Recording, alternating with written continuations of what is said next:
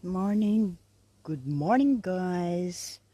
It's 9 o'clock in the morning here in Bobika. Ito ang aming cherry tree over there. That is a cherry tree. Yan. Wala na siyang bunga, guys, kasi kinain na ng mga ibon. Inunahan pa akong kumain. So, punta muna ako dito sa playground ng mga bata. Dito. Ako dito. May playground po dito sa likuran ng bahay namin. Marami pumupunta dito. Oh, ingat, baka may ahas.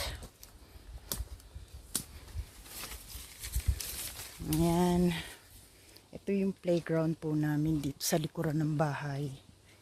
Ayan. Dito naglalaro yung mga bata. Ayan. Malawak siya. May palaruan. Ayan, may chubibo. Ayan. May bahay-bahay doon na kubo. Ito yung mga bata. Naglalaro ng mga buhangin. Ayan. Tapos meron pa siyang picnic table. Ayan. Tapos kung gusto mo maglaro ng football or soccer, meron din siya dyan. Ayan. Tapos ewan ko anong tawag dyan sa palaruan na yan. Padulasan ba yan o ano. So ito lang, guys. Ayan. Yun. Meron pa doon sa taas. Lawak siya o kahit pa paano. Palaruan ng mga bata. Ayoko pumunta sa kubo, madilim.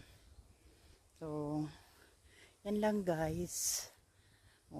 Pinapakita ko lang kung gaano kalawak yung playground dito sa likuran ng bahay namin. Okay, guys. Good day. Salamat.